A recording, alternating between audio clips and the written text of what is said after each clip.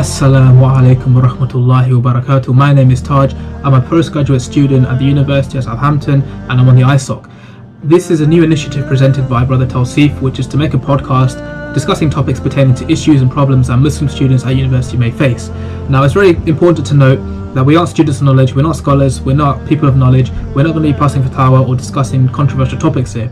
We just simply want to discuss issues that students who are Muslim at university may face and give advice based on our own experiences. With that being said, by the permission of Allah subhanahu wa ta'ala, this will be of some benefit to you inshallah. Please do enjoy, and Jazakamullah Kharian wa Barakallahu Feek. Bismillahir Rahmanir Rahim. Assalatu wassalamu ala Rasulullah. Assalamu alaikum wa rahmatullahi wa barakatuh. Welcome to the University of Southampton ISOC's first podcast. My name is Taj. I'll be hosting inshallah, and we're going to be talking about the importance of making friendships at university and how to go about it, and any kind of freshers concerns and problems that you might face as a fresher inshallah. And today we have two of the brothers on with me in the podcast. We have Brother Tawseef and we have Brother Abdullah. Do you guys want to introduce yourselves? Tawseef, why don't you go first? Go ahead. I can't. I'm Tawseef. I'm first year aerospace. I'm going to second year next year, inshallah. I'm from Hertfordshire. No one really knows what that is. Near Luton, innit? Luton? No, not Luton. So you just finished your first year in aerospace, yeah? Yeah, I just finished first year. Like, just about managed it. Yeah. Next is going to be a lot more stress, isn't it? Yeah, man. We'll I think you lot got let off, man, having online exams and stuff at home. Bro, alhamdulillah. Innit? And Abdullah? Yeah, assalamu alaikum. Hello everyone. My name's Abdullah. I'm from many places, but to give you a brief idea, I was born in Saudi Arabia, and me and family have lived in Malaysia for the last 13 years, but I'm coming back to the UK since most of my family is here. I've come back for uni and I've just finished my first year as well, and I'm doing environmental science. And yeah, my main interests are things to do with the ocean, so that's why I chose to study environmental science. You're Mr. Worldwide, yeah, from all over the place. All right, man. So that's the introduction. So what we're going to be talking about, like I mentioned, is basically kind of concerns and, as Muslim guys, brothers and sisters come to university, obviously, we face different challenges. And we wanted to discuss basically the importance of friendships and finding how to find friends, as a Muslim when joining university. So I think we'll start with when you guys were about to come to university. Obviously, it's more fresh in you guys' mind because I've been here for a while, so it was a while ago for me. But you guys was just around this time last year. What were you feeling before joining university? Because obviously results day is coming up, so it was just about a year ago where you guys got your acceptance offers and stuff. So what was your initial thoughts and what were your fears and concerns or any kind of feelings that you had before you joined or started? Abdullah, do you want to go first? Sure. So I think for me, I wouldn't say I had too many fears. I think the main emotion coming into university was just excitement, really.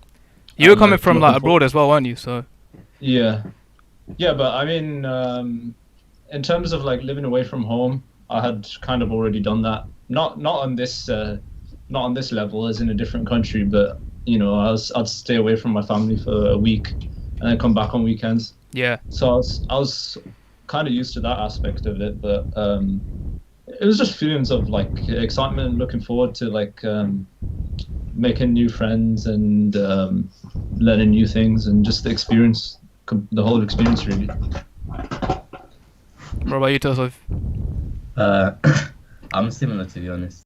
In my sixth form, my area, I didn't really have a lot of Muslims my age. Yeah. So excited to meet more people that went through the same things as me, innit? I only had uncles and aunties that were Muslims, and you couldn't really connect with them.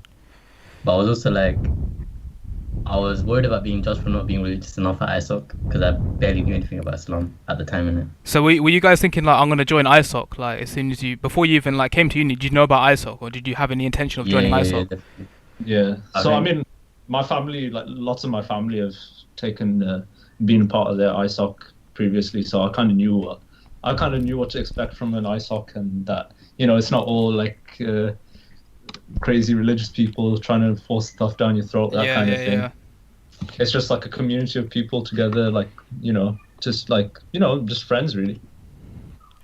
Yes. I think that's quite contrasting to me, because before I joined, I was kind of thinking, I was excited to meet new people and obviously start my course and stuff, but I never kind of had any intention of joining the ISOC, or that wasn't really something on my mind. Like, obviously, I knew the ISOC was a thing, and when I was at the Freshers' Bun fight and stuff, I signed up for it, but I was never like going to uni thinking, yeah, I'm going to be like involved from ISOC on day one and just mix in straight away. Like, I was much more open to, like, I don't want to say anything madness or anything like that. Alhamdulillah, I was saved from that.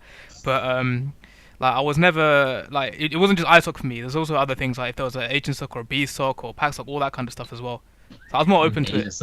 Yeah, man. I mean, I didn't know back then, so I'm not obviously not saying anything bad about any other societies, but obviously I didn't know like what they were like, basically. So I was like more open to going to different things, because I didn't really understand like the importance of having a solid friendship group back then. So I had a mixture of I wasn't like scared or anything, but I was quite uncertain on what to do, really. That was kind of my feelings, but it was a long time ago now. Yeah. It's kind of intimidating at first. I'm not gonna lie. Yeah. Bare people are wearing thobes in it, and like you've got people reading Quran. And I'm like, I've never done that before. Like, so your like perception of guys on the ISOC now talking about Islam and that. So your perception of the guys on the ISOC were like thob, Quran, Hafid, all that stuff, like big beards and that. Yeah. The thing is, like, I've seen like bits of ISOC here and there in my local university, so I was quite. I thought that was common because they were all normal students just like me, but I was still a bit scared about, like getting judged about not being religious and I'm not knowing enough. Like people say, like, why don't you know this? Why don't you know that? I think that was one of my fears as well, because obviously we're all on a learning process and different paths. Alhamdulillah, like, it's all down to the guidance of Allah, but also I was also in that kind of same position where I was a bit miskeen. I didn't really know much and I wasn't practicing as much, so I had that kind of same fear that am I going to get like pushed into things, or am I going to get haram police and all that stuff.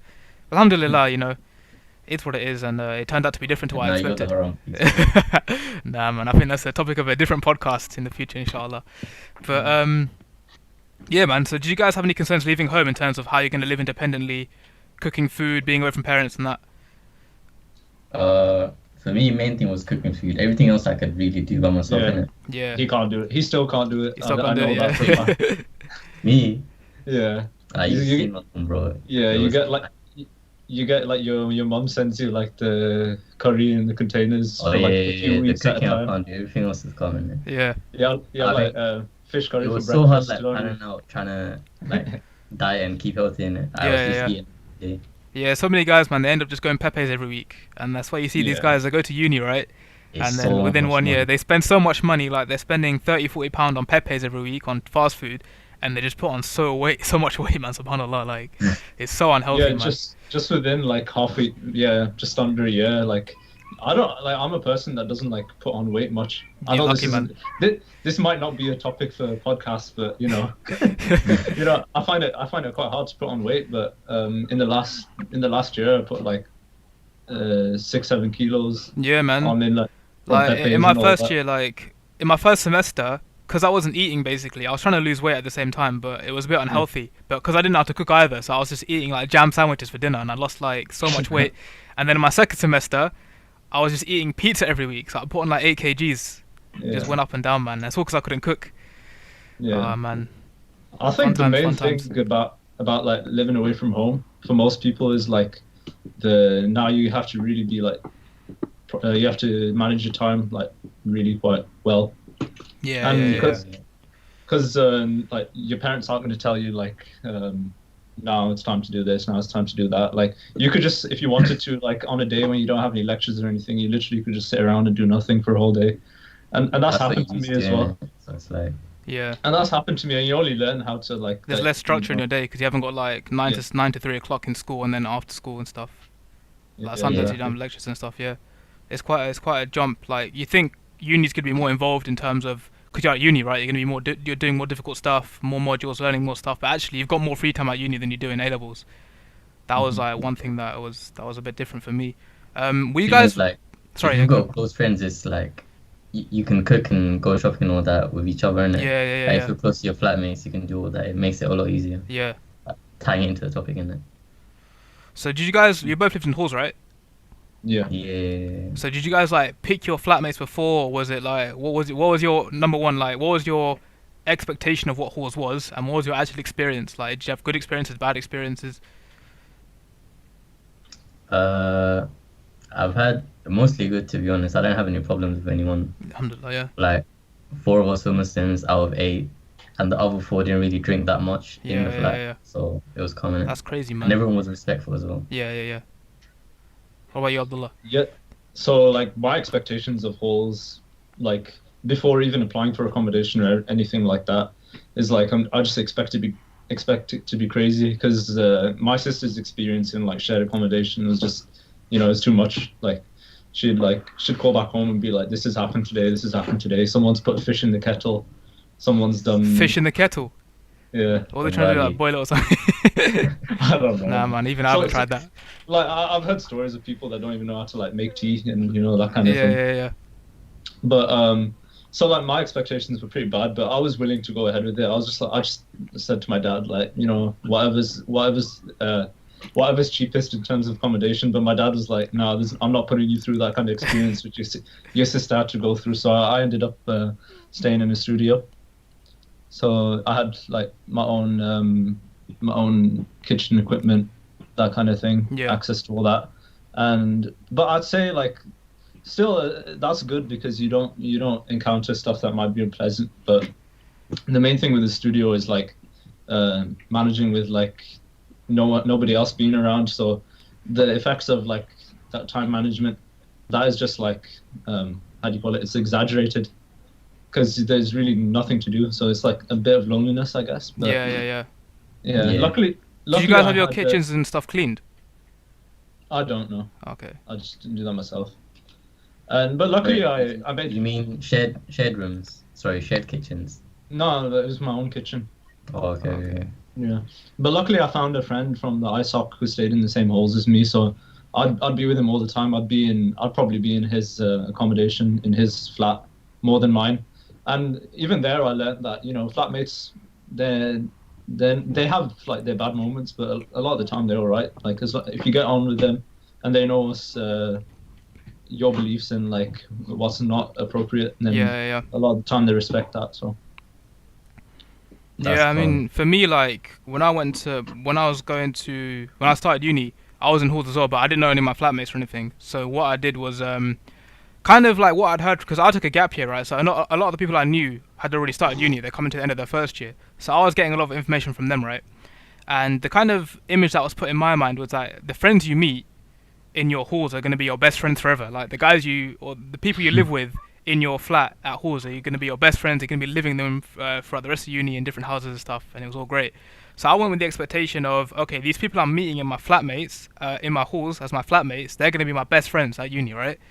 And the thing that happened is when I got there, that just didn't happen. So that was like a really big hit on me, because I was like, flip, like my one tactic of making friends is now gone, because I didn't know what to do outside of that. I just assumed that the guys or the people that I'm living with are going to be my best friends. So when that didn't happen, I've got nothing bad to say about them. Luckily, like, they were drinking and doing parties and stuff, but that was only really during freshers and after exams. So I never really got disturbed and stuff, and they respected like my kind of like I'm not on this kind of thing. They respected that, luckily, and generally like it was all clean and stuff. So we were quite lucky, I think. Some people have it really bad, but when I realized that, okay, I'm gonna have to now find a way to find friends, that's when it got difficult. And throughout most of my first year, I didn't really have a circle. I didn't do any socials. I was just basically in my room most of the time if I wasn't like doing my gym or other stuff like that. So it was quite difficult, man, going through first year, because I didn't have a group. And like I mentioned before, like I wasn't really involved in ISOC or any other societies that did like appropriate socials. So it was a difficult one. So that kind of brings us on the topic of like how do you go about finding friends? Like what did you guys do initially? Like what was your intention first, and how did you think you would find friends before starting uni? And then how did you actually go about finding friends once you got here? I think for me, like, just to carry on the thing that you mentioned about halls, like I was calm with everyone. Like we were quite close, so that kind of helped me make friends as well. So the Muslims that I had, the 3 other Muslims, like we'd go to ISOC together. We'd make more friends there.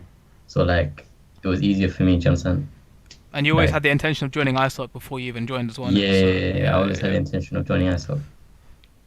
But I don't know, just go to different society. That's all I can say. Like, you don't have to commit to a society once you go there for the first time in it. That's one thing that I thought. But like, go to as many societies as you can. See, like, try and meet new people. Whoever you want to be friends with them, and then just drop the societies that you didn't really click with. Yeah, that's all I can say. What about you, Abdullah? Yeah, so when I first came to Southampton, the first person that I met with from the uni, I'd already known him before. So, and there's like somebody I went to, I sort of went to school with them. So they're you know, a good friend, and I met up with them and they showed me around. And then after that, I went straight to the ISOC, and I think most of the friends I have in uni are friends from ISOC. So, and I did join a couple other societies, but I found that, you know, most other societies, the socials, you know, it's just not something that I'd be interested in. It's just like, I get that. So it's just like, you know, like let's go around and get our shirts written on and stuff, going to the pubs and stuff. I'm like, I'm not really into that. So of course, yeah. But yeah, I've made friends outside of ISOC as well, for sure. You know, flatmates of friends, and then just people on my course. But the people I spend the most time with are from ISOC. Obviously, like, the intention of this isn't to be like a shill for ISOC or an advertisement, but there's obviously going to be, like, we're all guys from the ISOC, innit? So there's going to be a common theme here. Yeah. For me, it was a bit different, man, because obviously, like I mentioned, I wasn't involved in any kind of I was involved in some societies like that were sports related, but we wouldn't, like, I wouldn't go to socials and stuff. So my journey into ISOC was a bit different. It was basically through like some of the brothers. I used to play a lot of basketball in my first and second year. So one of the brothers basically kind of picked up on that, and he just gave me like an unofficial role on the committee to just book basketball each week. And then through that, I got more and more involved with ISOC, and then alhamdulillah, I joined the committee, and then now I'm in this position, alhamdulillah. So it was kind of through the effort of, like, it wasn't just as simple as come to an event or come to this class or come to this lecture. It was like, can you do this for the ISOC? And then through that, I kind of just got more and more involved. And that's just all down to the effort of one of the brothers who just took that extra step of not just being like, oh yeah, come to this event and then leaving it. He said, can you do this for the ISOC? And then he chased me up and then kind of made sure that happened. If that makes sense. He gave me a job basically. And then through that, that's how I got involved. But yeah, man, alhamdulillah, it's such a blessing. And what do you guys think is the most important thing? Like, why is having a good, like, friendship group at university, especially, not just in general, but specifically in the environment that you guys are in, like, what's the most important thing, or why is it so important to have a good set of friends around you? Well, I mean, firstly, like, this isn't just for Muslim students, this is for every student, right? Like, living away from family, if you're not used to that, that's hard, like, for everyone. Yeah. And even if you are used to it, it's still difficult. Like, I've seen people that, like, you know, you wouldn't expect that to take a toll on them, but they, after maybe spending like a month, 2 months away from home, like, you see them going a bit crazy or something. Yeah, I miss my mom, I miss my dad, you know, that kind of thing. Yeah, that's something like you never expected, and like you miss your family that much. Yeah. But, like, after someone you look at and you're like, oh, okay, you know, they're quite in control of their emotions and all that. But then, like, 2 months later, they're finding it hard. And yeah. So for you guys, you're talking about like the mental effect of like being away from home specifically. Yeah. And you think that having like a good set of friends around you kind of mitigates that almost. Yeah. Or makes it easier. You can like share the burden almost. It's so important to have like not only support you in deen but like mental health as well. It's so important. Just someone to say like, look, man, I'm like, this isn't the best week I've had. This isn't the best day I've had. Can I just like chat to you for a bit and just like chat to someone? You don't have to like be like tell them all the details of what you're going through or whatever, but you know, just chat to someone. It helps a lot. So yeah, definitely. And that's talking about the deen stuff. Actually, there's a narration of the Prophet ﷺ. It's on the lines of a man follows the religion of his friend, so you have to be careful with who you take as a friend, right? So if you've got those around you, obviously if guys like, and obviously guys that are joining uni, Muslim brothers and sisters, they're going to be on a spectrum. Like some are going to be more practiced than others, right? And that's calm. That's just the way it is, right? But for the brothers and sisters who are kind of practicing before they come to uni, right? The kind of thing I want to say is that you're in a very volatile environment. You're going to be seeing all kinds of things going on, right? And I'm not saying it's some kind of circus or all that kind of stuff, but you're going to see things that you're not used to when you start uni, right? So if you find some good friends, then obviously through even the teachings of the Prophet sallallahu alaihi wasallam, you're going to be upon their religion. So if you find a set of friends that are, about their deen and stuff, alhamdulillah, inshallah, you'll be alright as well. Do you know what I'm saying? And I think that's kind of the experience I had as well. Because when I started uni, for my first 2 years really, I wasn't really doing much in terms of my deen and stuff. But once I got around a solid set of boys, that's when my start. That's kind of like, not even through anyone's advice or someone telling me, you need to start doing this, you need to start doing that, but just naturally, like I felt the inclination to start doing some more practice, praying salah, learning Quran, all that stuff. And that wasn't through anyone's like. One of the benefits of what was it? I can't remember where I got this from exactly, so I don't know how authentic it is, but it's like one of the benefits of congregational prayer is like the sense of community kind of like, exactly, helps you, encourages you in it. Yeah. And I think what you said, I want to kind of balance that out a bit.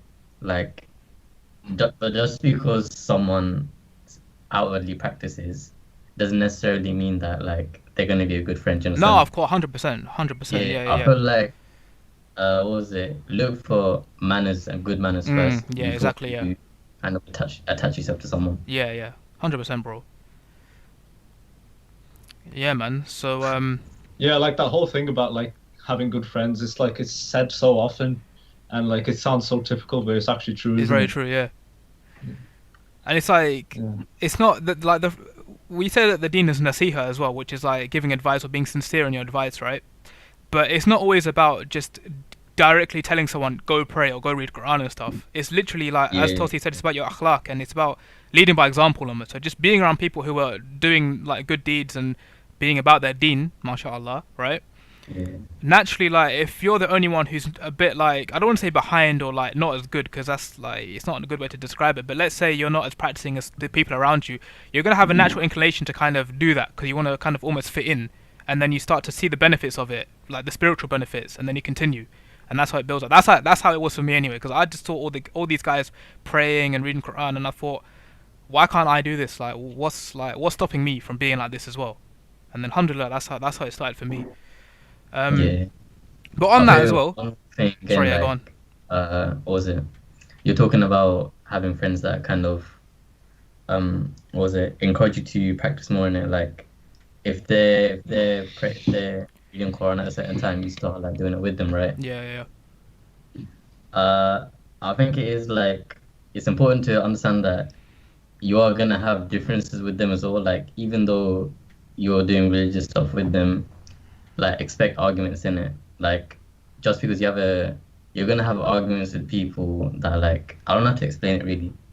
Like, you're gonna have arguments with people, but that doesn't mean that they're necessarily like they're off deen or something. Do you understand what I mean? I wouldn't say arguments. I think it's more like disagreements or just not being on the same page with certain things. Do you know what I'm saying? It's not really like an argument, like you're gonna get into a fight or start shouting at each other.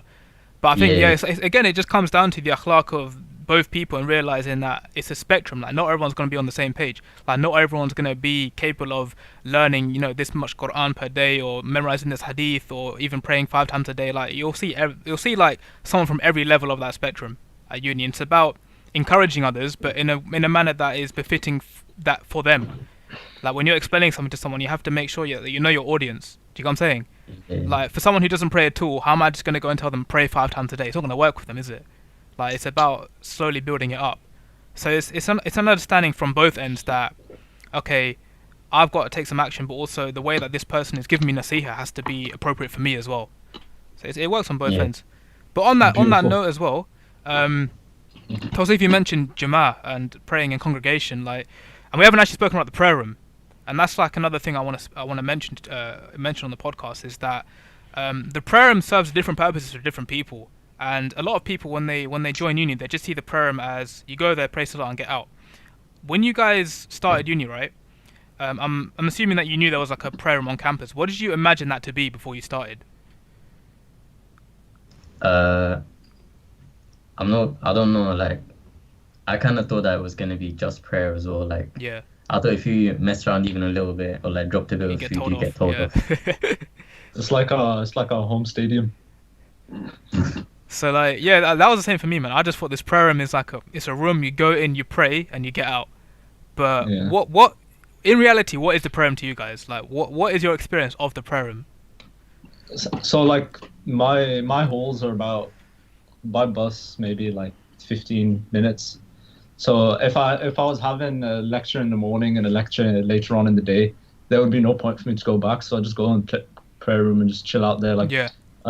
And like quite a lot of the time, we just there's like these little cushion things lying around. Yeah, the 4 cushions at the back. Yeah, not the chairs. Put them up against the heater and like sleep a couple of hours. Yeah. So like it's really like, just a place to be once you comfortable. see Really. how much people mess around in the prayer room, like, Well, not you'll mess around like a understand it's not circus, but strict in there. it's not just like, the point that we're trying to make is that it's like, it's not just about Salah. There's so much more that goes on in there. Like, we have classes that go on in there. We also have socials and stuff. So it's not just like a place where you go and you pray and you get out. There's very much like the hub of the ISOC. And for me, like, I see it as my second home almost, because I spend so much time in there. But also the things that go on in there, like spiritually, yeah, it's a quiet place. You can pray your Salah, you can read Quran, you can read books, you can study if you want to. But also it's a place where there's so many fun memories that I have. For example, ISOC socials. We've started doing chais and stuff in there. Every so often we'll have like the PS4 and stuff up. Obviously, like outside of Salah time, so we're not disturbing people. But Ramadan is a huge one as well. Like, many of my memories in the prayer are from Ramadan, which is having iftar in there, not just sitting in there eating, but also handing out food and cleaning up afterwards. Like, there's so much barakah in it that's not necessarily apparent just from the outset, thinking it's a prayer room. It's so much more than just a prayer room, and I think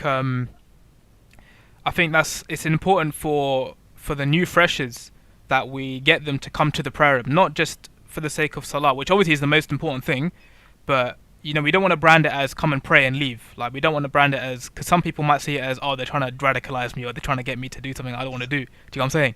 But we want to bring them to kind of get involved in that whole community in the sense of like brotherhood through the prayer room. Is that kind of what your guys' experiences was? Like, it wasn't just Salah, but it was more the brotherhood. Yeah, definitely. Yeah. I think one thing that I've experienced with other people is that some of my friends who don't come to the prayer room that often, like, they'll pray at home instead of coming in. Like, once they come, they like, most of them say that, oh, it's more chill than I thought it'd be. Yeah. Just what I mean, like. And once they come they come again and again and again. One friend, like, I told one of my friends that I went to a social, and I spoke social in the prayer room, and then he goes, "What do you do? That you just read Quran together or something?" And I'm like, people actually think this about the prayer room. Yeah.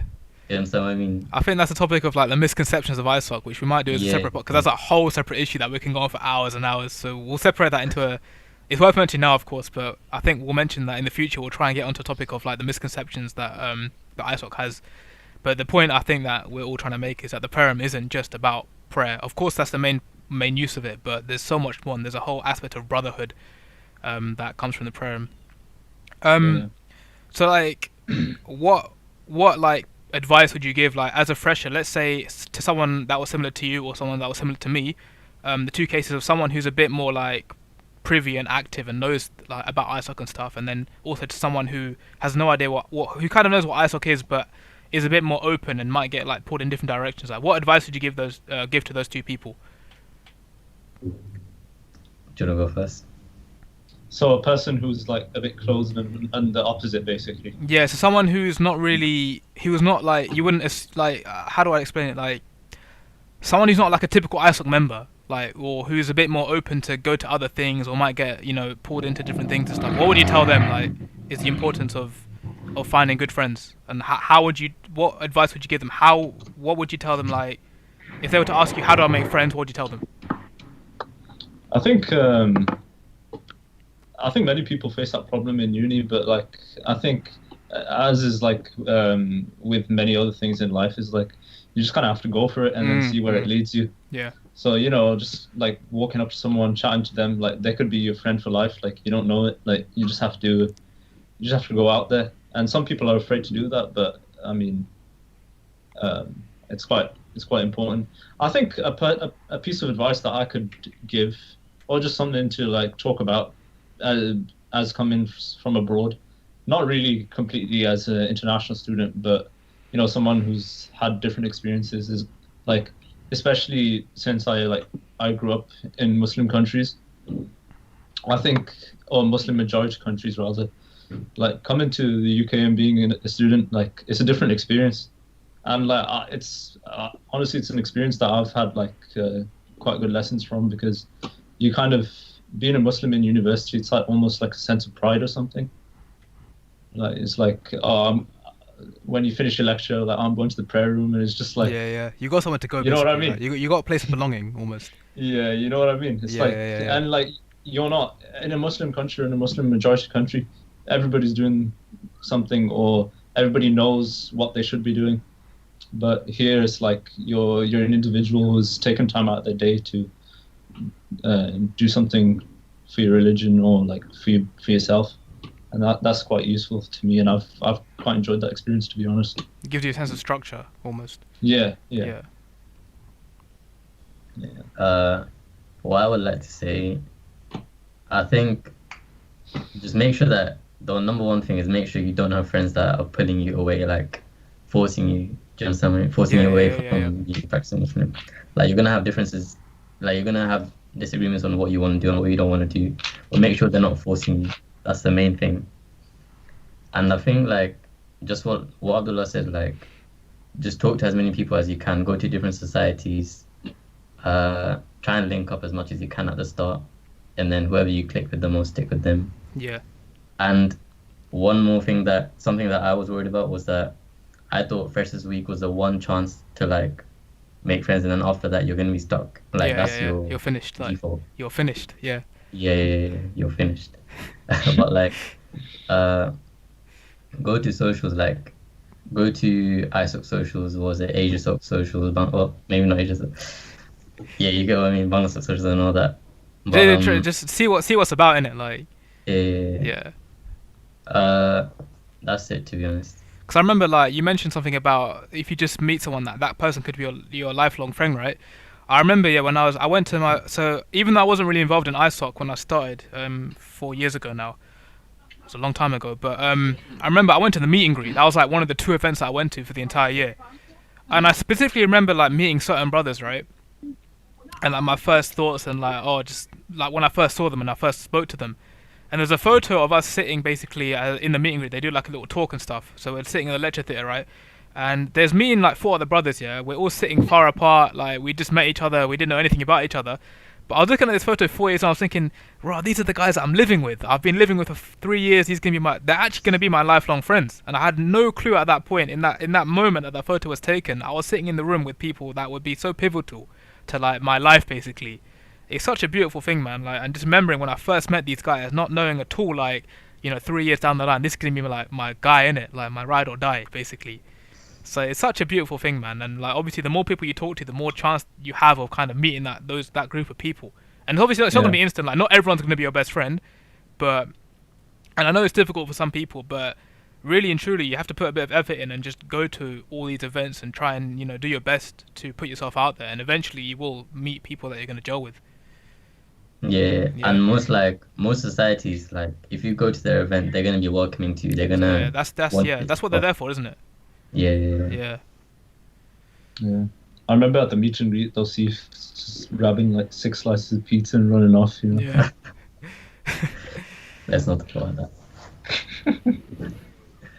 That's it. What was there? One more thing. I think the people that are gonna be closest to you are gonna be people that really that are gonna support you in the things that you want to take part in, like ISOC, BANOSOC, and all that. Yeah.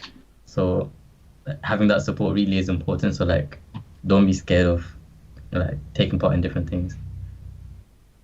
Yeah, and I think one thing to mention as well, like Tosif mentioned, that if you don't get involved in freshers, you're finished. Like I mentioned, I think I mentioned like 5 times now, but I wasn't involved in ISOC in my first year. I only got involved basically towards the end of my second year.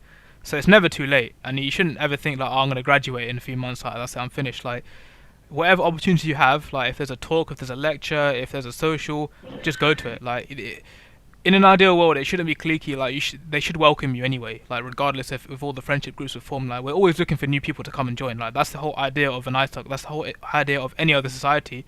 Obviously, we're gonna have a bias to ISOC because we're on ISOC, but every other society in an ideal world should be accommodating to new people. So I wouldn't be scared of kind of feeling like, oh, the friendship groups have already formed. So yeah, I think that's it really. Have you guys got any other topics or kind of related discussions that you want to bring up? We think we covered not really. as much as we can in the first one. That's Yeah. it. For me, Okay, inshallah. I think that's all I have to say as well. So thank you guys very much for coming. We're gonna try do you and want to plan. talk about episode 2? Yeah. So I was gonna Uh, mention that. I think we're gonna try and plan oh. and do like maybe once a week or once every 2 weeks.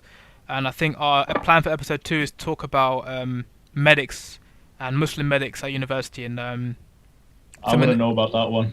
you want to know about that one, yeah? Yeah. So we got some Muslim medics that are gonna come on and talk about some of the Yeah. initiatives and what it's like to be a Muslim student who's studying medicine at university. So with that, Jazakumullah Kharian for watching. Barakallahu Feekum.